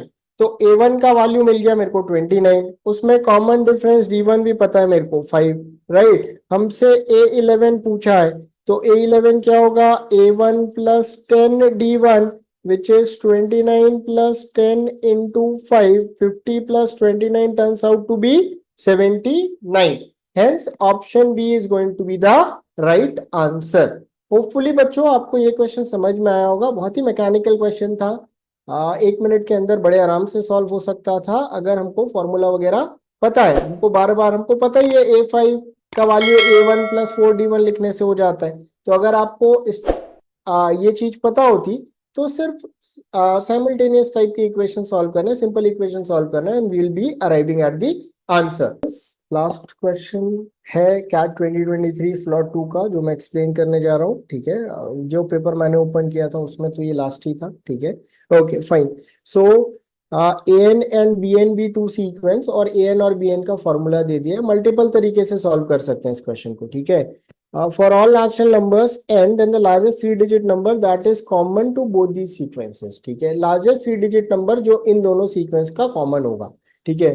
तो बच्चों दिख रहा है कि दोनों एक अरिथमेटिक प्रोग्रेशन है। पहले भी कैट ने कई बार इस टाइप के क्वेश्चन पूछे हुए हैं, तो एक तो हम AP के फॉर्मेट से बना लेते हैं, फिर मैं आपको एक दूसरा मेथड भी बता दूंगा। दोनों ही इक्वली गुड मेथड है, आप किसी भी तरीके से बना सकते हैं। तो बच्चों अगर हम AN के टर्म्स लिखना चालू करें, तो N1 डालेंगे तो पहला टर्म आएगा 13, उसके बाद हर एक कॉन्जिक्यूटिव अगला टर्म जो आएगा, ठीक है, that is going to be 6 plus, right, क्योंकि कॉमन डिफरेंस 6 दिख रहा है, राइट। तो अगला कितना टर्म आएगा, 19, फिर आएगा 25, फिर आएगा 31, फिर आएगा 37, फिर आएगा 43, फिर आएगा 49 एंड सो ऑन। मैंने 43 बिकॉज मैंने काफी टर्म्स लिख दिए, right, because 43 he common term आने वाला है। देखते हैं बी के टर्म्स कितने आएंगे। बी एन क्या आएगा, पहला टर्म आएगा 15 और अगला टर्म हर 7 जुड़ के आएगा, ठीक है। तो ये 22, ये 29, ये हो गया 36 और ये हो गया 43। First common term between these two series is 43। अब बच्चों ऐसा पहले भी कैट में आया है, पहला टर्म कॉमन मिल गया। अब इसके बाद के जो कॉमन टर्म्स होंगे वो आएंगे 6 और 7 के एलसीएम से, which is going to be 42। मतलब 43 में हर बार हम एलसीएम जोड़ेंगे तो हमको अगला कॉमन टर्म मिलेगा, राइट। तो इसका मतलब सारे common terms would be of the form 43 plus of 42 times of n, right. और लिखा है बिकॉज हमको largest 3 digit number find out करना है, तो this has to be less than 999, right. तो बच्चों 42n इज लेस देन, इधर से 6 हो गया, इधर से 5 हो गया, इधर से 956 हो गया, ठीक है। 956 को डायरेक्टली अपन डिवाइड ही कर देते हैं 42 से, 2 जा 84, 116 2 जा, तो n is less then 22 point something, right. तो n का वैल्यू कितना डालना है, 22 डालना है। तो स्मॉल n का वैल्यू, ठीक है। तो कैपिटल N आ जाएगा 43 प्लस 42 इंटू 22, 42 into 22 बच्चों, दिस इज 42 into 22। अगर अपन देखें तो 32 minus 10, 32 plus 10 which is 32 square minus 10 square। 32 का स्क्वायर होता है 1024 minus 100 कितना हो गया ये 924। तो 43 plus 924 turns out to be 967। तो बच्चों यही नंबर है जो कि लार्जेस्ट 3 डिजिट नंबर होगा जो इस प्रॉपर्टी को फॉलो करेगा और कॉमन रहेगा दोनों में। होपफुली बच्चों आपको ये क्वेश्चन समझ में आ गया होगा और आप इस तरीके से इस क्वेश्चन को सॉल्व कर सकते हो। हम इसको सिमिलर मेथड ही है बट हम इसको दूसरी तरीके से भी ऑब्जर्व कर सकते थे, ठीक है। हम बच्चों let me see if there is a space, right there is a plenty of space, तो हम इसको दूसरे अप्रोच से सॉल्व करते हैं। तो ए एन का वैल्यू दिया हुआ है, ए एन का वैल्यू दिया हुआ है 13 plus 6 times of n minus 1, 6 times of n minus 1, right। And bn का वैल्यू दिया हुआ है 15 plus 7 times of n minus 1। इधर देख लो बच्चों, ठीक है, this one, right. Okay fine. तो बच्चों देखो, अगर मैं बोलूं कि this is 6, this is n minus 1, तो 6 से डिवाइड कर रहे हैं। मैं एक बार इसको रीशफलिंग करता हूं। I am going to write this as 1 plus 6 into 2 plus 6 into n minus 1। ऐसे देखें तो this become 6 times of n plus 1, n minus 1 plus 2 is n plus 1 plus 1। और bn का value 1 plus 7 into 2 plus of 7 into n minus 1, या bn का value 7 times of n plus 1 plus 1। तो an और bn क्या है, an ऐसे numbers हैं जो 6 से डिवाइड होके 1 का रिमाइंडर देते हैं, और bn ऐसे नंबर है जो 7 से डिवाइड होके 1 का रिमाइंडर देते हैं, ठीक है। सारे नंबर जो इस प्रॉपर्टी को फॉलो करेंगे वो होंगे LCM of 6 and 7 which is 42k plus 1। सारे नंबर जो इस प्रॉपर्टी को फॉलो करेंगे would be of the form 42k plus 1। बड़े आराम से बच्चों समझ में आ रहा है, 6 से भी 1 का रिमाइंडर और 7 से भी 1 का रिमाइंडर, राइट। तो क्या निकाले, LCM of 6 and 7 plus 1, right. सारे नंबर्स जो कि इस प्रॉपर्टी को फॉलो करेंगे would be LCM of 6 and 7 plus 1। तो 42k plus 1 टाइप के नंबर होंगे। फिर से अपन इसको क्या करते हैं, 990 जो भी नंबर था 999 से छोटा कर देते हैं, या इस बार अपने को मल्टीप्लाई करके देखते हैं। तो 20 करेंगे तो 840 आ जाएगा, 840 1 पे तो आ गया 20 लाके। फिर अपन 42 42 दो बार ऐड कर देते हैं, 42 42 कितना होता है 84, तो ये हो गया 5, अभी भी नहीं पहुंचे। 925 में एक 42 और ऐड कर देते हैं तो आ गया हमारा आंसर 967। बच्चों मैंने थोड़ा मैकेनिकली सॉल्व कर दिया, बट हाँ अपने को सिंपल नंबर ही ऐड करने हैं तो उसमें बहुत ज्यादा टाइम तो लगेगा नहीं। होपफुली बच्चों आपसे दोनों आपको दोनों मेथड समझ में आ गए और आप किसी भी एक मेथड का यूज करके अप्लाई करके इस क्वेश्चन को सॉल्व कर पाओगे। Thank you guys, have a wonderful day.